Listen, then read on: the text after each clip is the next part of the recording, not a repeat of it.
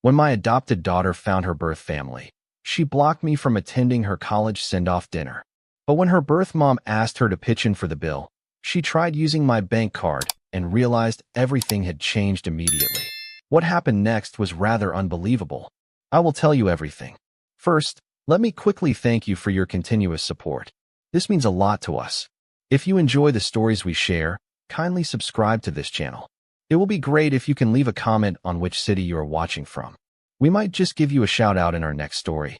Today's special shout out goes to Ian Gaston from Shropshire, England. We are glad you enjoy our stories.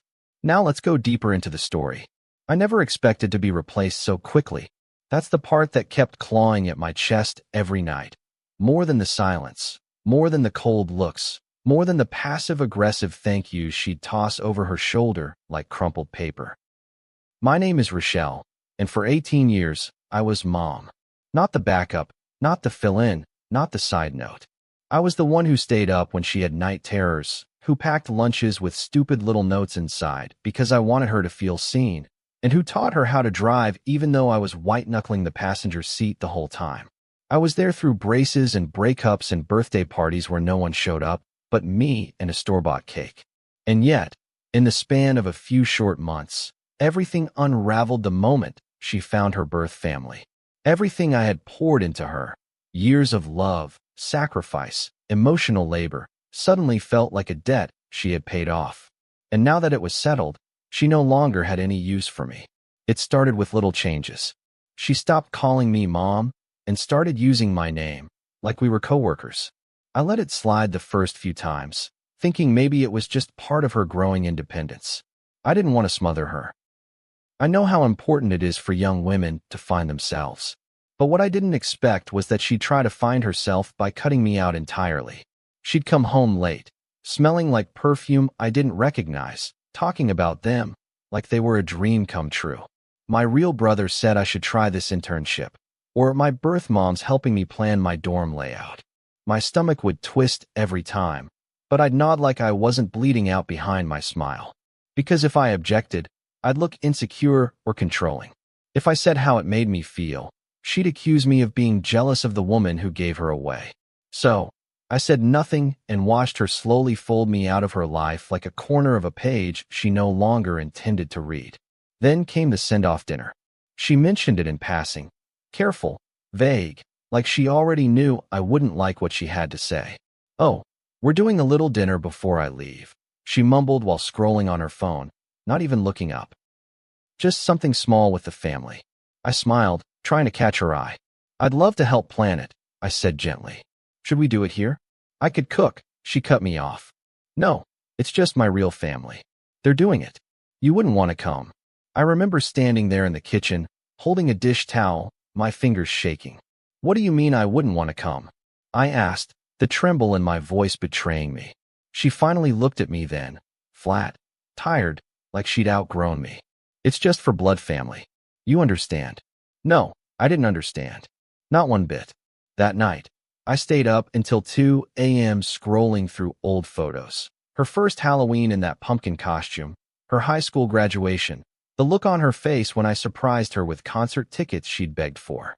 I remembered the time she had strep throat, and I slept on the floor beside her bed for 3 nights straight, just in case she needed water or a cold cloth. I remembered her first heartbreak and how we ate ice cream from the tub and watched sappy movies until she stopped crying. Wasn't that real? Wasn't that family? But to her, apparently, DNA outweighed everything else. I had raised her, poured every ounce of myself into her, and yet the second someone with matching blood showed up, I was benched. No warning, no conversation, just discarded. I didn't go to the dinner. I wasn't invited. I didn't text her, didn't call. I just let the night come and go in silence. I imagined her sitting in a fancy restaurant, dressed up, laughing with strangers who shared her cheekbones and her last name, who had missed 18 years of her life, but somehow got the honor of seeing her off. I wondered if she even mentioned me. I wondered if anyone there knew who had paid for the very college she was being celebrated for. Spoiler, it was me. I saved every damn year. Said no to vacations, to new clothes, to dinners out with friends. Also, she could leave this house with less debt and more options. And now, She'd given that seat at the table to someone who had ghosted her existence until it was convenient. I don't think I slept that night. I lay in bed staring at the ceiling, the hum of the ceiling fan too loud, too soft, too everything. I kept thinking, is this what motherhood comes down to? 18 years of invisible work only to be forgotten when the credits roll? I wasn't looking for a medal, but God, I thought I'd at least get a goodbye. Some kind of closure. But I got nothing. Just the sound of a slammed door and the echo of blood family, like a curse in my ears. I felt like I was grieving a death, but no one had died, except maybe the version of her who used to call me Mom and mean it. When the sun finally came up, I made myself coffee and sat at the kitchen table, staring at the empty chair where she used to sit for breakfast. She hadn't eaten with me in weeks, but I always set her place anyway, like some pathetic ritual I couldn't let go of. That morning, I didn't. That morning, I logged into our shared bank account and quietly removed her card access. Not out of revenge, but as a necessary act of self-respect. If I wasn't good enough to be part of her life, then my money shouldn't be either. She had made her choice. Now I was making mine. The first text came in at 9:03 a.m., a fraud alert from my bank, asking if I had authorized a $312 charge at the Garden House Bistro. At first, I thought it was spam, the kind of phishing scam you delete without opening. But something about the name rang a bell. I opened the notification and stared at the timestamp. 8:57 p.m. last night. The exact same time her send-off dinner would have been wrapping up.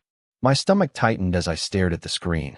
The Garden House was a trendy, overpriced restaurant uptown, the kind of place you booked for special occasions. I knew because I had once considered making a reservation there for her 17th birthday, but when I saw the menu prices, I chose a homemade dinner and cake instead. Apparently, she had no such hesitation now, especially not when she thought she could use my money. I confirmed with the bank that the charge had been declined, and I asked if they could check which card was used. The woman on the phone was polite but curt, clearly reciting from a script. "Yes, ma'am. It was your authorized user's card ending in 2245. That was her card. The one I'd let her use for books, gas, emergencies, essentials. Not shrimp cocktail and craft cocktails. I asked if any other transactions had been attempted. 3, in fact. All declined. All between 8:57 and 9:01. I pictured her standing there, at a table of smiling strangers, trying to play the part of the responsible daughter with her shiny card and air of maturity, only to have her fantasy collapse in front of everyone. There was a part of me, a very small, very bitter part, that felt a flicker of satisfaction. Not because I wanted to humiliate her, but because I needed her to understand that you can't block someone out of your life and still treat them like an ATM. I didn't hear from her that night. Not a text, not a call, not a knock on the door. Just silence. I imagined her birth mom stepping in to pay the bill, eyes narrowing at the awkwardness, wondering what kind of adoptive mother would embarrass her daughter like that. I imagined the judgment, the whispers, the subtle shift in their smiles. Maybe they all looked at her differently now.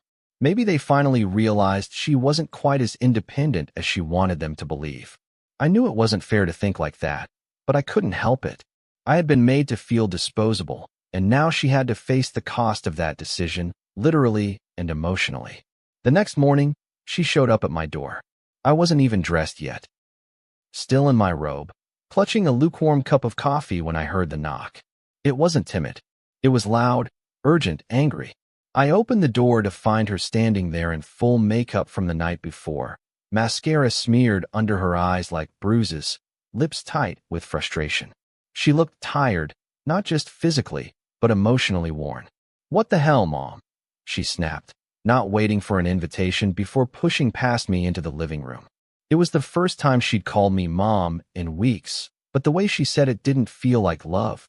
It felt like accusation. I closed the door behind her and followed, my heart already thudding with the weight of what was coming. She turned on me like I was a stranger. "Why did you block my card?" she demanded, arms crossed like I was a teenager who had stolen her car. I didn't answer right away.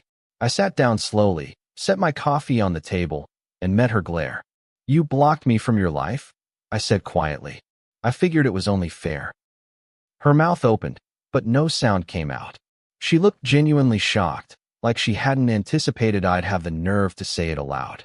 "You embarrassed me," she said finally, her voice trembling now. "In front of everyone. My birth mom had to pay for the whole thing. Do you know how that looked?" "Yes," I said calmly. "It looked like you expected someone you cut out of your life to keep footing the bill for your new one." She recoiled like I'd slapped her. "That's not fair," she whispered. "I never said I didn't love you." I laughed, a sharp, bitter sound I didn't recognize as my own. "You didn't have to say it. You showed it. You showed it when you didn't invite me. When you called her mom in front of your friends. When you erased me so easily the second you found someone who shared your DNA. I could feel my hands shaking, but I didn't stop. And now you want my money? You want me to be the invisible support system who pays for the spotlight you gave to someone else." She sat down across from me, arms limp at her sides now. "I didn't think you'd cut me off yet," she murmured, barely meeting my eyes. That word, "yet," hit like a hammer. "So you knew I would eventually," I said, the pain crawling up my throat like bile. "You just hoped you could squeeze one last favor out of me before I got smart." She didn't deny it. That silence said everything. "You want independence, sweetheart?" I added, standing up. "That includes financial. You can't block me as your mother but keep me on as your sponsor. That's not how this works." She started to cry then. Real, broken sobs that twisted my insides and made me want to wrap her up in my arms like I used to when she was little. But I didn't move. I sat there and let her cry. Because sometimes love means letting someone feel the sting of their choices. Sometimes love means stepping back, even when every part of you wants to step forward. She wiped her face with her sleeve and looked at me with eyes I barely recognized. "I didn't think it would end like this," she whispered. "Neither did I said, just as softly. But it had, and there was no turning back now.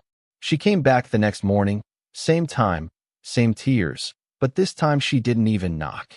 She just sat on the porch like she belonged there, like she hadn't burned this bridge with her own match and gasoline. I watched her through the curtain for a full 5 minutes before I opened the door. She was hunched over, arms wrapped around her knees, her makeup smudged again, this time not from a long night out, but from a long night in, the kind you spend pacing the floor, realizing you've made a mistake, but can't figure out how to undo it without swallowing your pride. Her backpack was slung at her feet like an afterthought, and for a moment, I almost mistook her for the little girl who used to wait for me outside ballet class, clutching her teddy bear with both hands and looking for my car. But that little girl had called me Mom with her whole heart. This one was here because her safety net had snapped and she didn't know where else to land. I opened the door and leaned against the frame. "You're early," I said flatly. She looked up, startled, like she didn't think I'd actually come out. I didn't know where else to go," she stammered, wiping at her eyes with the sleeve of her hoodie. Her voice cracked with the kind of vulnerability that used to make me drop everything, the kind that once had me driving through snowstorms just to bring her soup. But now it hit differently. Now, it felt like someone else wearing my daughter's skin. I didn't move from the doorway. "Why didn't you go to your real mom's place?" I asked, and it came out colder than I intended. Her face twisted like I'd slapped her, and in a way, I guess I had. She deserved to know what it felt like, being told you're second string in someone's life, being dismissed as replaceable. She stood then, shakily, her knees cracking as she straightened. "I messed up," she said quietly. "I know that. But you don't have to be cruel."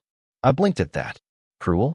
I had spent the last few months swallowing heartbreak whole, pretending to be unaffected every time she blew past me in the hallway or texted her birth mom from the dinner table.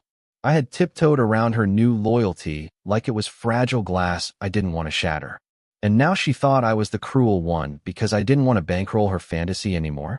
"I'm not being cruel," I replied, keeping my tone even. "I'm being clear. There's a difference." I opened the screen door slightly and pointed at the backpack.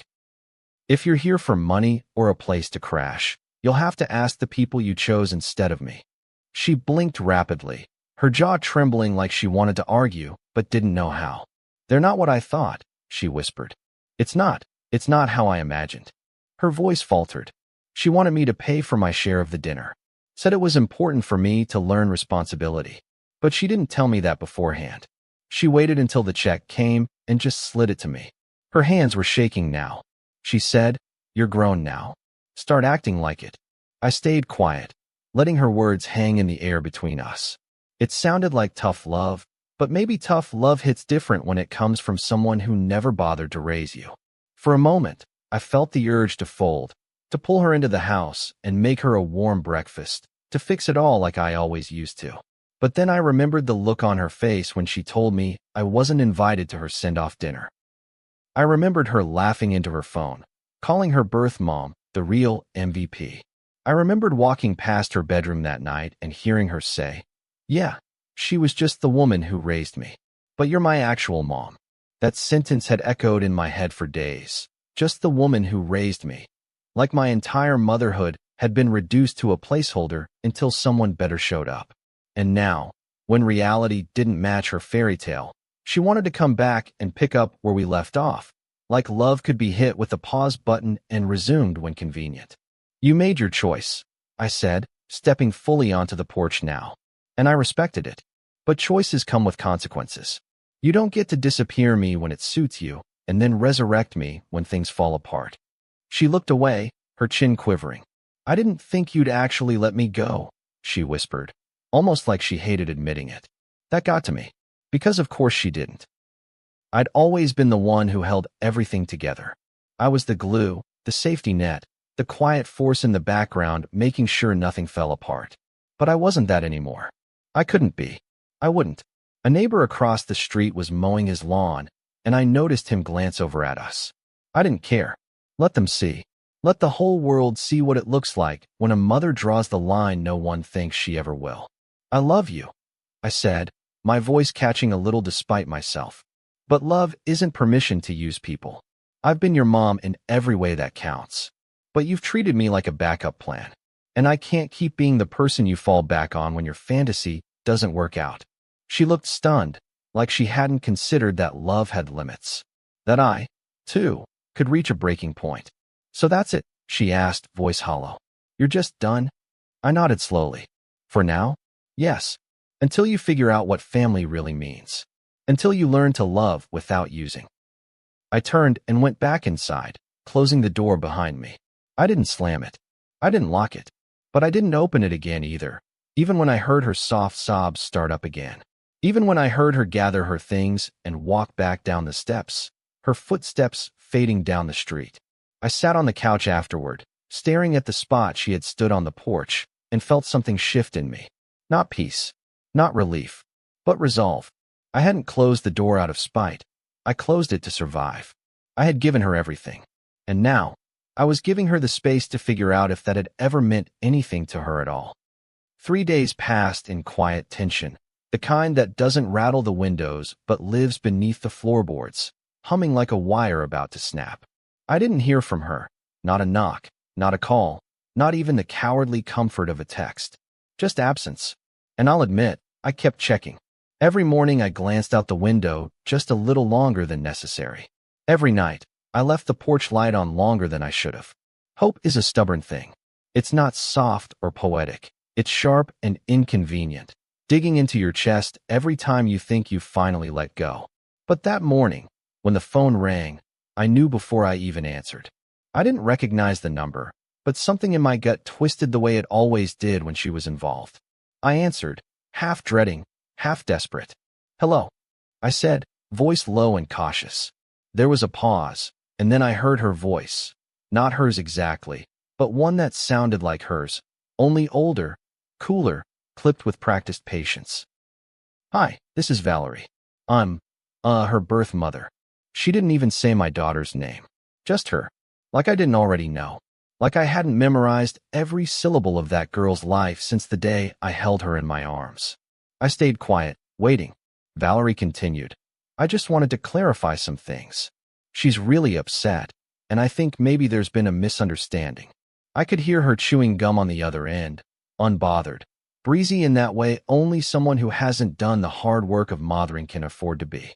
"She feels like you kind of blindsided her. The card thing? It really embarrassed her." I don't know what snapped first, my patience or my restraint, but I finally spoke. "Let me make one thing very clear," I said, each word deliberate. "You don't get to call me and guilt trip me for not paying for a dinner I wasn't invited to. You don't get to act like I blindsided her when she's the one who blocked me out of her life like I never existed. I raised her. Alone. For 18 years. Where were you when she had pneumonia at 6 and I slept in a hospital chair for 3 nights? Where were you when she sobbed into my shirt after her first breakup? You were nowhere. But now you're back, and you want to play house. And I'm just supposed to keep paying for it. There was silence on the line. Not the awkward kind, but the kind that told me I had finally said something no one else had the guts to. Valerie cleared her throat. Look, I didn't mean to cause any problems. I just thought maybe you'd want to help her. She's still your daughter. And that's when I laughed. I didn't mean to. It just came out, bitter, sharp, hollow. She was my daughter. Until she told people I was just the woman who raised her. My voice cracked on the last part, and I hated that it did. She didn't say that. Valerie replied quickly, but the pause afterward betrayed her. She knew. She'd heard it. Maybe she even encouraged it. She did, I said quietly. And I heard it with my own ears. After I hung up, I sat on the floor of the living room, knees pulled up to my chest, and just breathed. I didn't cry. I couldn't. The well was dry. I was exhausted from grieving someone who was still alive, still breathing, still walking around with my heart in her back pocket like it wasn't worth a damn. I thought about all the times I'd defended her, even to myself. She's just going through a phase. She's confused. She's trying to connect the pieces of her identity. But this wasn't confusion. This was choice. And she had chosen, again and again, to belittle, dismiss, and replace me. And for what? A woman who couldn't be bothered to show up until it was time for photo ops and fancy dinners? That night, I went through my closet and found the baby blanket I had kept all these years. It was soft and faded, still smelling faintly of the lavender detergent I used when she was little. I held it in my lap and traced the stitching I'd sewn by hand.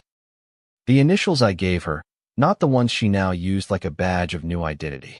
I thought about burning it, about closing this chapter completely. But something in me couldn't do it. Not out of love, but out of memory. Because no matter what she said now, I was the woman who held her through night terrors, who kissed her skin knees, who stood at every recital even when she forgot to look at me in the audience. That mattered, even if only to me. The next day, I got a knock at the door again. This time, when I opened it, she didn't look broken. She looked angry. Her arms were crossed, her jaw tight. Why did you tell her that I called you just the woman who raised me? She snapped. I told her that in confidence. I didn't mean it like that. I blinked, stunned by her gall. You said it. You meant it. You've been acting like it. So don't stand here and try to spin it like I twisted your words. Her face flushed with indignation. You're making this worse. I came here to talk, not fight. Then maybe you should have come here with something other than excuses. I shot back. She looked away, blinking fast. It was just a bad moment. I was trying to explain our relationship to people who don't get it. Then explain this, I said, stepping closer. If I'm just the woman who raised you, why are you still trying to use my bank card? Why are you coming to my house when things fall apart? You don't get to throw away a parent and then come back when the world isn't as kind as you thought it'd be. Her lip trembled. I don't want your money. I just, what? I cut in. You just want my guilt? My silence? My support when it's convenient? You can't cherry-pick pieces of me. I'm not a buffet. I'm your mother. Or at least, I was. She stood there for a while, looking at me like I was a puzzle she couldn't solve. And I guess I was. Because for the first time in her life, I wasn't bending. I wasn't smoothing the path or softening the blow. I was done being the fallback. And she was finally seeing that. It was only a matter of time before the phone rang again. This time, I knew who it was before I even checked the screen. Valerie, the woman who gave birth to my daughter, vanished for nearly 2 decades, then reappeared with open arms and empty hands, just in time to claim the title of real mom. I let it ring twice before I answered. I wanted her to sweat, wanted her to know she was calling someone who wasn't playing polite anymore. Hello, I said, my voice low, emotionless. She sounded chipper, like we were old friends. Hey, it's Valerie again. Look, I wanted to touch base about what happened the other day. I think things got a little heated between you and her, and honestly, I just want what's best for everyone. I didn't say anything. I just waited, letting her fill the silence with her self-justifications. I talked to her last night, she continued. and she's really upset. She says you're being harsh and that she didn't mean to hurt you. Maybe you could just, forgive and move forward. I laughed, quiet but sharp. Forgive and move forward. I repeated, is that what she wants? Or is that what you want because you don't want to deal with the mess you helped create? She tried to cut in, but I didn't give her the space. You want to play mother now? Great. That's your right. But don't you dare come to me asking for grace after watching her treat me like trash. Don't ask me to smooth this over so you can keep being the hero without ever doing the heavy lifting. She exhaled heavily. Look, I know I wasn't there. And I'm sorry for that. But I'm here now. Isn't that what matters? The question landed like a slap. I stood up from the couch and started pacing the room, phone pressed tightly to my ear. No, I said. What matters is consistency. What matters is showing up when it's hard, when it's thankless, when no one is clapping for you. I didn't get to disappear when she slammed doors and cursed me out. I stayed. I stayed through all of it. And now, you swoop in with your shared cheekbones and Instagram photos, and she calls you her mother while I get reduced to just the woman who raised her. And you think I'm the one who needs to forgive and move forward? She tried to soften her voice. She's just trying to figure out who she is. She's 18. Kids make mistakes. I stopped pacing. My hand tightened around the phone. No. Kids steal candy and lie about homework. This was betrayal. This was choice. Don't insult me by calling it a mistake. She didn't reply right away, and I could tell she was finally understanding that I wasn't the kind of woman who folded under pressure. She said you cut her off, Valerie mumbled. That you shut the door on her. I swallowed hard. I didn't shut the door. She walked out and locked it behind her. I just didn't open it again when she knocked with guilt in one hand and entitlement in the other. After the call ended, I stared at my reflection in the hallway mirror for a long time. My face looked tired, older than it had the week before. Grief does that. It doesn't just live in your chest. It crawls into your skin, your eyes, your spine. I had spent the better part of 2 decades raising a child who no longer wanted to claim me, and now I was supposed to what? Apologize for not being a doormat? I thought of all the women I knew who had been erased by their children after adoption reunions. All the mothers who had sown love into every fiber of their kids' lives only to be replaced like they were never more than a foster home. And the world always asked the same thing of them. Be bigger. Be forgiving. Be quiet. But I wasn't going to be quiet anymore. That evening, I logged into our joint college fund account, the one I had opened for her the day she started kindergarten. Every birthday check, every extra bonus I earned from working overtime, every skipped vacation, piled into that account for her future. I stared at the balance and felt nothing. No pride, no grief, just a strange calm as I clicked the button to close it. I transferred what was mine back into my account and moved the rest into a separate trust, one she'd only get access to if she came back with an apology, not a demand. It wasn't revenge. It was clarity. If she wanted to build her life without me, she could do it without my money too. Around 9 p.m., I got a text from an unknown number. You really shut the account? Wow. You're punishing me for finding my family. You're unbelievable. I stared at the message for a long time before replying. I'm not punishing you for finding your family. I'm just finally believing you when you said I wasn't part of it. She didn't respond. I didn't expect her to. Instead, I made myself a small dinner, salmon and roasted vegetables, and ate it on the back porch. The sky was bruised with clouds, a storm threatening in the distance, but the air was calm. For the first time in weeks, the house didn't feel haunted by her absence. It just felt like mine again. I sipped wine and let the silence hold me, not as a punishment, but as a promise. A reminder that peace sometimes follows the loudest kind of heartbreak. And in that moment, I didn't feel like a villain.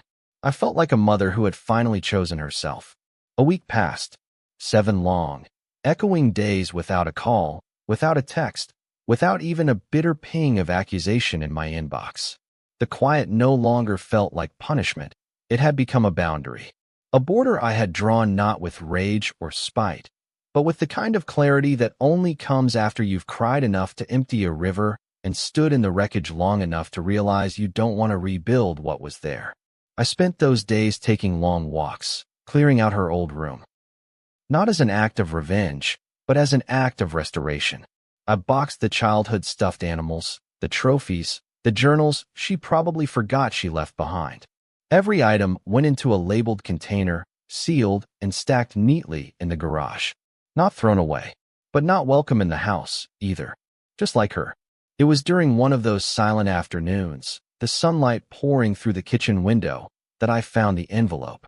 Tucked into the side of the junk drawer, where we used to keep extra charger cords and fast food ketchup packets. It sat innocently, the handwriting unmistakably hers. I don't know why she left it. Maybe she meant to give it to me. Maybe she hoped I'd find it later, when the smoke had cleared. I hesitated before opening it, every muscle in my body tightening like I was preparing for a hit. Inside was a single sheet of notebook paper, torn along the spiral edge. Her handwriting was messy, rushed. At the top, she'd written, "I didn't mean to make you feel like you didn't matter. That was all it took, tears. Hot, sudden, and unwanted." I read the rest quickly, afraid I'd stop if I slowed down. She talked about being confused, about wanting to belong somewhere that looked like her, about feeling torn between loyalty and curiosity. She admitted that she'd said hurtful things and that she thought I would always be there, no matter how far she pushed. But the thing that broke me, more than anything, was the last line. "If you hate me now, I understand. But I hope one day you'll remember that I was your little girl first." I sat down, letter trembling in my hands, and felt something shift, not forgiveness, not softness, but complexity. This wasn't a story of clean villains and blameless victims. This was a story of fractured people trying to make sense of their own pain. And while I didn't condone how she handled it, I finally saw the child in her again. The scared one, the uncertain one, the one who still wanted to be loved even as she pushed me away with both hands. But that didn't mean I could open the door again. That didn't mean I could unknow what she had said or undo how she had made me feel. So discarded, so replaceable, so invisible. I sat on the porch again that evening, watching the sky turn dusky blue, and thought about what it meant to love someone who no longer made space for you. People say unconditional love means taking someone back no matter what, but I don't believe that anymore. Real love, adult love, has conditions, and one of them is respect. Another is reciprocity. You don't get to claim the benefits of my love while spitting on the foundation it was built on. You don't get to exile me and still expect me to play mother when it's convenient. The next morning, I mailed the box of her things to her campus address. I didn't include a note. I didn't want to confuse her with sentiment. She needed to know I'd moved forward, not in anger, but in truth. That night, I got a voicemail. She didn't ask me to call back. She didn't beg me to reconsider. She just said, "I got the box. I understand. I wish things were different, but I get it now. I just wanted to say thank you for everything, even if I didn't say it when it counted." And that was it. No fairy tale ending. No tearful reunion. Just a quiet voice on the line, full of regret, maybe even growth, hanging in the air like a lullaby with no chorus. People like to believe every rift can be repaired.